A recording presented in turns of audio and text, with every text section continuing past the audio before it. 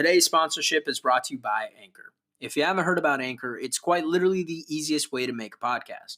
Let me explain. First of all, it's free. There's creation tools that allow you to record and edit your podcast right from your phone or computer. Anchor will then distribute your podcast for you so it can be heard on Spotify, Apple Podcasts, and many more. And best of all, you can make your money from your podcast with no minimum listenership. It's literally everything you need in a podcast, all in one place. So if you haven't already, download the free Anchor app or go to anchor.fm to get started. Okay, so this week we're talking about disabilities and how the ADA affects policing. And Kiki, you researched this a little bit. What did you find out? So I found out that there was the amount of policing and the way that police deal with people with disabilities is extremely inhumane, and there's so many examples that I've seen, but I've researched a little about the history, and I've found out that this is because of the institutionalization of people with disabilities, which happened in the 19th century. So basically, people with disabilities were taken to mental hospitals, and they were sent there and kept there even though they were capable of surviving on their own. And when they were put in these mental hospitals, these people were, the objective was to give them assistance, but that's not what happened. And in turn, it just created this massive stigma that these people that have a mental illness or a disability can't take care of themselves. And police have also altered the way that they treat people with disabilities. How have they altered that? How have police in particular altered the way that they deal with people with mental health issues? Okay, so there was this example. Her name is Teresa Sheehan, I think. Sheehan. And basically what happened with her was that she has a mental illness, or she has a disability. And it's basically where she was shot in the back 5 times by a police officer. And this was when she was trying to get in contact with an advisor that would help her in dealing with her problem that she had at the time. So they shot her in the back 5 times, and she survived, and she sued. And basically it highlights a little more into how police handle people with disabilities very roughly, when in turn it could be solved by if you just had a paramedic there or a counselor or some sort of advisor that's trained to deal with people and respond with people with disabilities. But in turn, it's just the police, and they're the way that they deal with it is just very inhumane, which kind of leads us to the ADA, the American Disabilities Act. And what do you know about the ADA? What disabilities does the ADA protect? So it prohibits discrimination against individuals with disabilities on all areas of life. So it covers every single sort of disability in whatever way that you are disabled, except there have been different changes in there. So, for example, one of the ways that the ADA protects the individuals with disabilities is in like public life or jobs when they're getting employed, or schools, or transportation, or public and private places like hotels. And this also is similar to the civil rights protections to individuals with disabilities that are given on the basis of race, color, sex, national origin, age, religion, and more. And can a disability be a mental health issue or just a physical disability? Like, let's say the person's hard of hearing and the police are trying to arrest them and he can't obey their commands because he can't hear them. Yeah. Does the ADA protect all people with all kinds of disabilities, or just those that are physically impaired?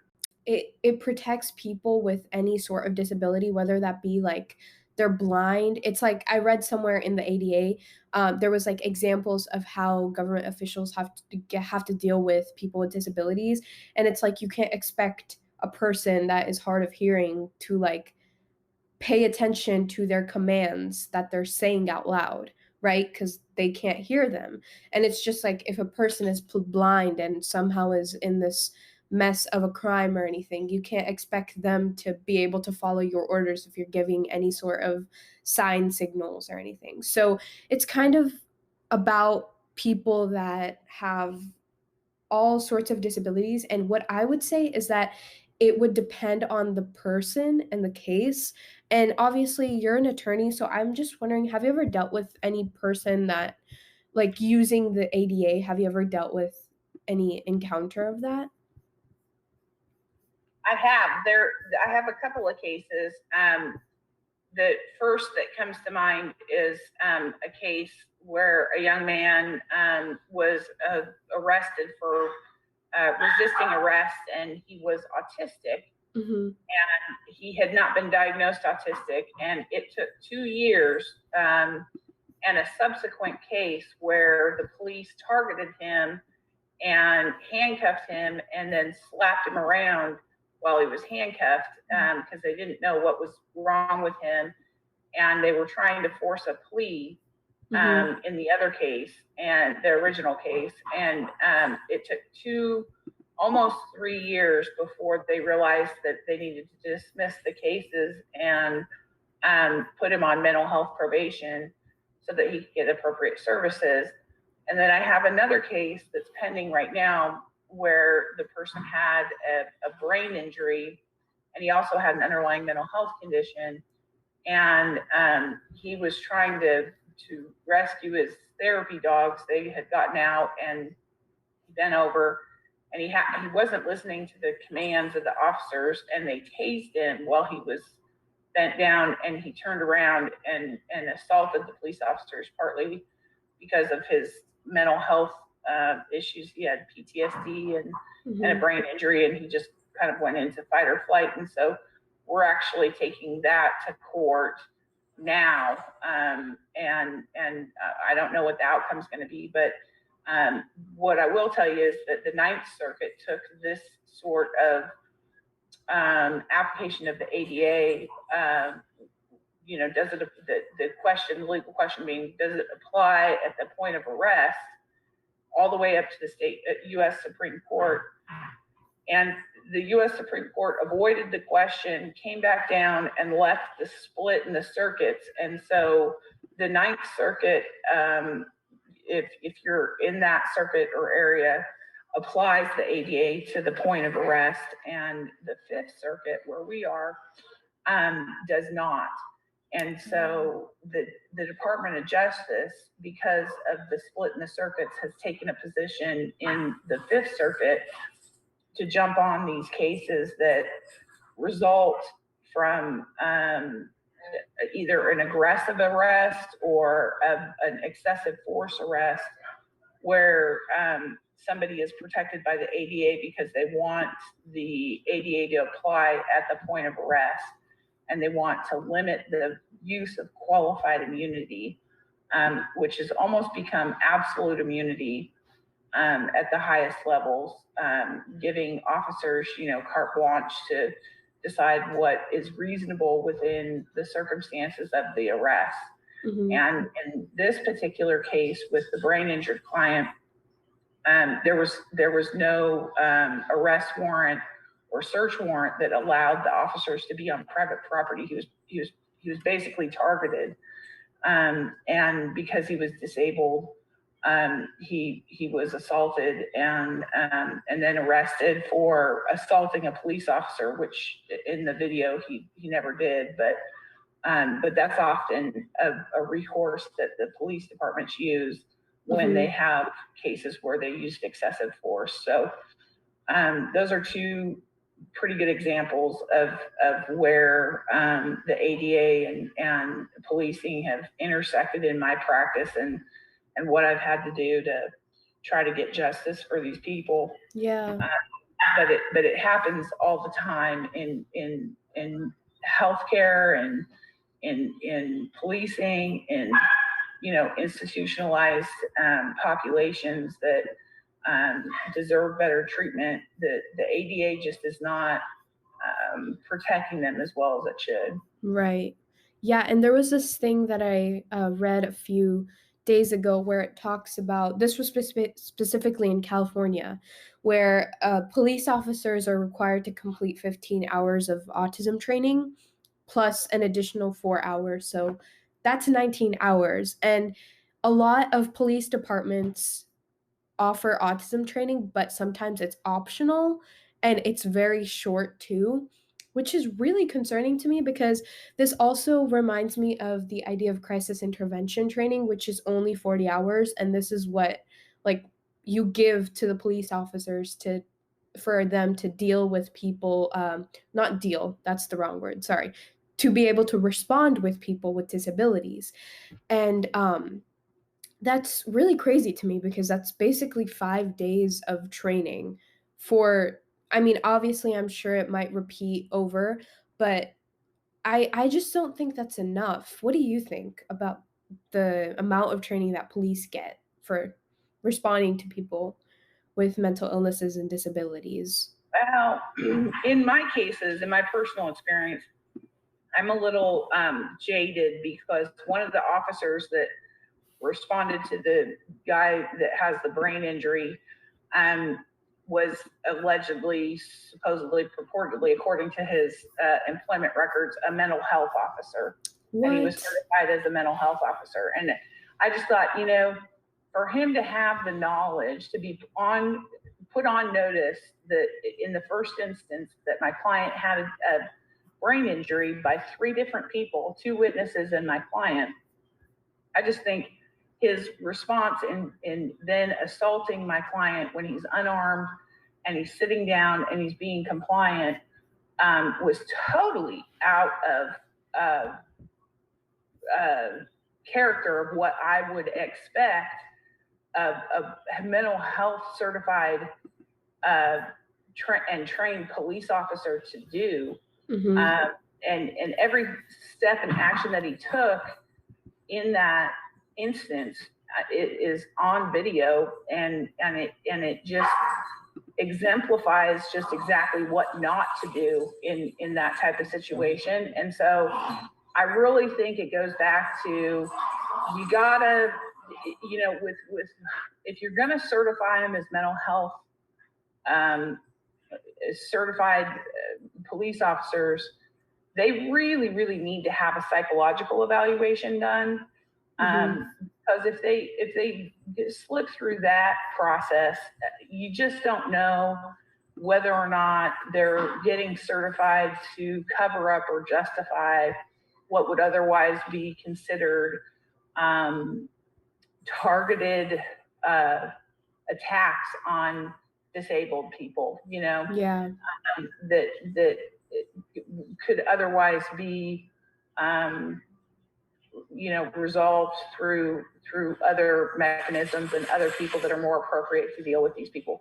Mm-hmm. We can't expect police officers to be the end all be all when they're responding to crisis.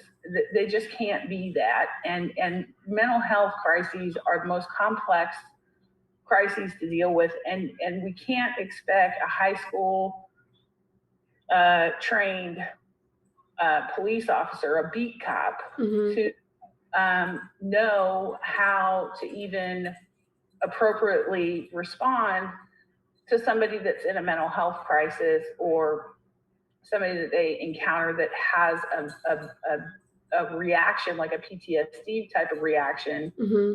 They're immediately going to be defensive and assaultive if they're touched. And so, you know, there's specific guidelines that are set forth by the American Psychological Association that are standards of care and standards of practice that people who are working with this type of population are trained in, that involve and include things like the appropriate way to restrain, the appropriate use of force, mm-hmm. the type of force that you use with these type of people. And it just appears to me the average beat cop is not being trained appropriately, yet getting certified as if he is. Mm-hmm. And it's misleading to the general population, and it creates a gigantic distrust and disconnect between the community they're trying to protect and their job as a police officer.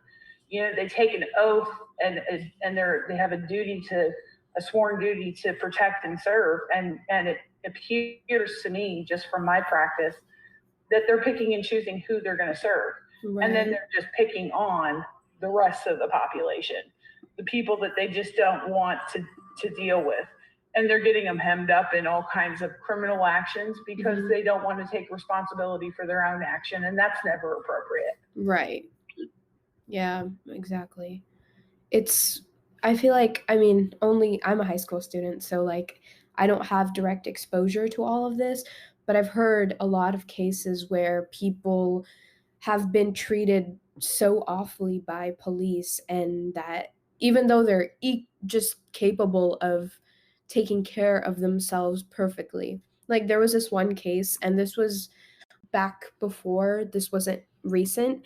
So it was basically Kenneth Donaldson. He was a man and he had a mental illness, and he was involuntarily confined to a mental hospital when he was perfectly capable of surviving by himself. And then he took it to the Supreme Court, and they ruled that a state cannot constitutionally confine a non-dangerous individual who is capable of surviving by themselves or with the help of others. So this kind of goes back to like the mass institutionalization of people with mental illnesses and disabilities, and how they were taken away by force despite being able to live on their own. And that kind of just reminds me, like, what is the direct stigma that you see when dealing with certain cases like these? Oh, there's a lot of hostility. There's just a tremendous amount of hostility from the DA and from other state actors, and you know, it's almost, I don't want to say one is worse than the other, but it's almost really truly more threatening and assaultive dealing with disability racism or disability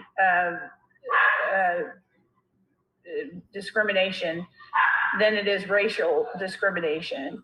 And I don't know why that is, but you know, in the case with my brain injured client, it's the evidence is pointing to the fact that the DA used implicit racial bias to motivate these cops to assault, you know, this disabled guy who had a previous case that I spoke about, just to get him to take a plea of 4 years in TDC. And if it comes out that that's true, that in and of itself speaks volumes that not only in the South do they rely and build their careers on this sort of untalked about racial discrimination that's just stigmatic throughout the system, and it's just plaguing the system and keeping everybody oppressed. But they're now manufacturing cases against other groups of people using racial discrimination, and if that's true, that speaks volumes to where we're at and where we're going to go in the future. But you know, not that one is worse than the other, but I just, the attacks on disabled people tend to be more violent than attacks on racially discriminated people. They tend to be more brutal, and they tend to be cases that are not something that the system even wants to deal with because they don't understand it. Yeah. And so it's a real conundrum, and it's a real sort of how do you fix this type of problem, especially down here. I know Oregon passed some legislation for the Cahoots program, and Right. you had mentioned to me a while back about the STAR program in Colorado. Mhm. What are those? What are the components of those programs? And do you think that implementing those programs will help to stop the initial violence against these disabled groups? Yeah, so I'll start with the STAR program. So it stands for the Support Team Assistance Response Program, which basically sends mental health professionals to respond to people that that have a disability or mental illness instead of the police going, which means that there is no police involved in this situation at all, and they arrive with a mental health clinician and a paramedic. So, in the first 6 months of this program, they responded to about over 700 incidents. And that means that police had to deal with 700 less people. And that means that there was almost, a big amount of people that aren't arrested. It's kind of like a chain reaction. So the way that this this professional team is able to respond to people the right way, not in which you don't need the police in, is, I think that's like such a great move. And I've researched a little more about this program, and I've heard a lot of really good things in it. And it was launched pretty recent. It was launched June 1st of 2020. So in the first 6 months of that, they responded to 700 people. And this is just in like the Denver area. They're expanding again now. And I think that's such a good way to move forward, and kind of that idea of keeping police separate from when they don't need to be there, like in cases dealing with people that have a disability or a mental health uh, a crisis or anything. It's important that we separate those, because when we have a person that has a lot of power and can get away with a lot of things because they have so much power, and they have that uniform backing them up, that gives them a freeway to responding to people in the wrong way. And that allows, and you even talked about it in your examples, that's exactly what happens. It all like relapses, and people go to jail when they don't need to be in jail. Rather, they need to be in rehabilitation programs for their own bettering of their health and what they need to do. So I think that's really important. And you were saying, I mean, I know you've lived in Oregon, and you've done a lot of things there, and it's going in a very progressive route right now. So what about the Cahoots program do you think is like the uh, most important, do you think? And what part of it do you think we should apply to in for the rest of the country, or even just like around the world? Well, I think the identifying what call would be considered a crisis, a mental health crisis, versus a a regular police call. It can be very confusing when you transmit the information from the call received to the actual people responding, who's the right person to respond to this particular incident. Because you might have a call where it's a domestic violence call, and there's allegations of the person's out of control and they assaulted me or what have you, but the underlying issue is a mental health one. And in that instance, you can have a situation that explodes because the wrong people are uh, sent to answer that type of call. Mm-hmm. I believe it was a case in where was that case, where it was a domestic violence case that but the underlying issue was that the kid was was having a mental health crisis. It was somewhere in the mid-eastern cities. I think I want to say Ohio or something. And the police officers didn't carry tasers, and the only thing that they had were guns. And so they ended up shooting this guy and killing him. And what was really going on was that he was having a mental health crisis. And, responded with the police and no mental health professionals to deal with this guy. And he was shot and killed. And and it was his family that called the police, for help or assistance with him. And so oftentimes I think that just routing those calls to the right department is so fundamental to how we handle these people, and seeing things for what they are, and not necessarily taking them on face value, and addressing them appropriately is probably the most important part of a program like Cahoots.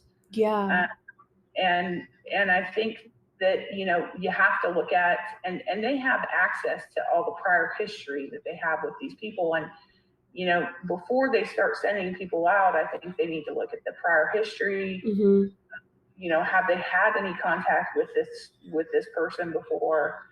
Do they know him, and have they identified him as a person that needs mental health help?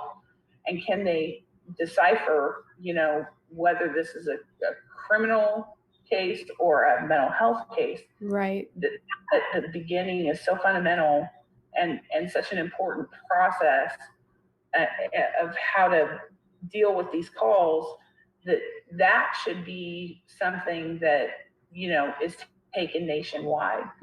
Exactly. And I think, are we going to get it wrong sometimes? Yeah, maybe, but that doesn't mean you can't call for backup. You already have people responding to the incident. Backup's not that far away, so you might get it wrong every once in a while, but for the most part, if you deal with the case in a more holistic way, you'll find that you are more able to accurately define what the actual problem is, and deal with it appropriately in a way that people don't get hurt.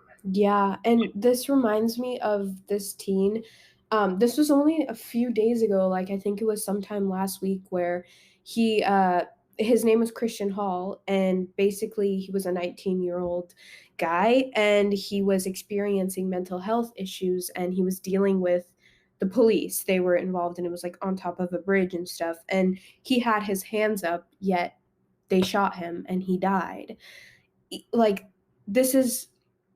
was clearly a mental health crisis issue. It was relating to mental health, but instead of assisting him, they shot him and he died. It's just really heartbreaking when you hear about events like that still happening, and how big it can get. It's just really, really disheartening. But I'm really glad we have programs like Cahoots, which I haven't stated before, but it stands for the Crisis Assistance Helping Out on the Streets. And this is in Oregon. And obviously the Denver Star program too. It's really refreshing to see these, not even refreshing, it's important. It's necessary to see these programs take more popularity in cities, especially where in bigger cities like Dallas, New York, LA, these cities that, a lot of people have all sorts of issues in their lives. And when there's police that are involved in these cities, it's important that they get the right assistance. And, it's not just police responding to every single person there. It's more about using some of the funds that you get and creating a program that helps everyone, that benefits everyone, and leads to less arrests, which is also something that we need to focus on, because the incarceration rates in America is unexceptionally high. It's crazy. Okay, so we'll talk about the Sandra Bland law that was passed here a couple of years ago. in response to the Sandra Bland death, she was arrested here in Texas, and she it was a traffic stop, and she had a little bit of an attitude, but not much, and then she was detained and for an unexplained reason, and she ended up committing suicide, and as a result of that, the Sandra Bland legislation was passed, and what that requires is for all people, correctional officers, policing authorities, to take mandatory mental health education, continuing education, and that's been I don't know if I should say helpful. I don't think it's gone that far, but at least it's a start, and it hopefully will remedy some of the situations that arise when people are incarcerated and they have mental health issues and at the point of arrest. But Texas is pretty notorious for being the punishment-driven. You're good. Punishment-driven system, and until we walk that back and realize that not all behavior is criminal, and it's just not all that black and white, it's going to be really hard to see change in this part of the country, in the South. Yeah, absolutely. Texas has the most archaic and most barbaric system in the country, and so it's very difficult to make changes in this part of the world. But I like to think that it's not impossible. It just takes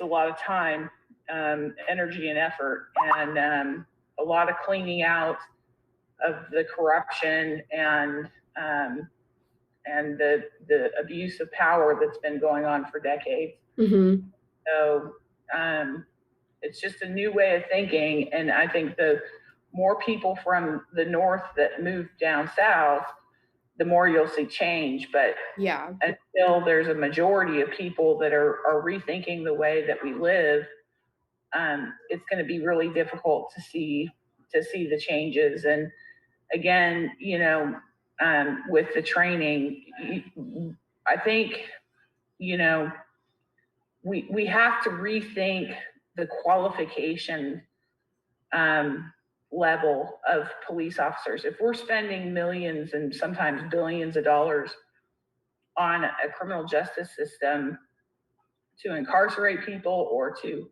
arrest people or to do all this, they really should have the funding to train these people in an eclectic way and also in a more holistic way that identifies some of these problems that they're going to come up against and teaches them appropriate training, mechanisms to deal with the various types of people that they're going to come in contact with. I mean, the citizens don't have a sworn duty to not be crazy. Okay, part of the population is crazy. And if you have a sworn duty to protect and serve the entire population, then you damn sure better have the training to deal with that part of the population that you don't understand. Right, exactly. And if you don't have the training, then you have no business swearing to an oath that you can't uphold. And if you can't uphold the oath to protect and serve everybody, then you really shouldn't be a beat cop. And because it's not selective when you swear to protect and serve everybody. It's not a selective oath that you take. You don't pick and choose who's going to benefit from your service. It's a community-wide service that's provided by the government that we pay taxes to fund. And we demand and expect that you'll provide the same service across the board to everybody. And if that means you have to adjust the way that you provide the service because you're dealing with somebody with a mental health illness, then you damn sure better do that. Yeah. You know, it's expected. And so, or even with a minority, it's expected that you deal with people across the board in a way that's going to protect and serve. And if you can't do that, then you really have no business taking my taxpayer dollars Mm-hmm. to fund your personal life when you can't do what you said that you would do. Yeah. You have one job to protect and serve the people. And it's all people, not people that are only white, people that are only men. It's everyone. Yeah, that's exactly right. Just because it's a black female that you don't particularly like doesn't mean you get to beat her up in the back of the cop car, you know? Right, exactly. It's very common sense if you think about it, but it's been really hard to implement across the board. So yeah, you know, we'll see what happens, but there's hope. There's some legislation that's coming down that, you know, will hopefully get passed that will influence and cause enough reform to make a substantial difference in the way that we see how both communities are policed and how we deal with those that are incarcerated. right. And my hope is that, you know, enough people come together to say, this has not worked. What we have done in the past is not working. And to do it over and over again and to keep funding the way that doesn't work is insanity. And until we get some other alternative, you know, we really have to start looking at why this doesn't work, what's a good alternative, and get the community reinvested in its people. So in all of its people, not just the people that it likes, but everybody, so that we can stop all this craziness and all these people that are incarcerated, you know, and believe it or not, if you go into a jail or a prison, you know, and you talk to people and they say, oh, I'm not guilty, they'll all say that, right? Because they don't want to be viewed that way. However, some of them aren't. Yeah. You know, Texas kills more innocent people on death row than any other state in the country. Right. And they won't even let you exhaust all your appeals. They'll kill you first. You know, it is just got to change. And from the street to the prisons, you know, the whole system needs a revamp. And hopefully with awareness and with people voicing their opinions like you and I on the podcast, will open some eyes and get people motivated to get involved and see change and be part of the change and contribute their ideas and their knowledge. Because I sure as hell don't have all the answers. Right. But I know if I get enough people together we can come up with all the answers. And it's not an unsolvable problem. It's just a problem that we've had for centuries. And while we thought it was a good idea in the beginning, institutionalizing people, it just really isn't. And we've realized that. And so now as an educated community, we need to move forward in a better direction. Yeah, definitely. Definitely couldn't have said it better. Okay. Yeah. Well, that's it for this podcast. And next podcast, what are we talking about, Kiki? Texas has a lot of people on death row. Specifically, more about Texas and kind of a little of your experience and what you've seen. I have a kid that evaded. He's 23. He had a drug problem and he stole a vacuum from Walmart and evaded police and got 30 years. Oh my. And 15 of them are mandatory. That is insane. So I'm working on his appeal to try to get him out. Yeah. Like cases like that. It's very shocking. Yeah. Well, Thank you so much for joining us, and we will talk to you guys in the next podcast.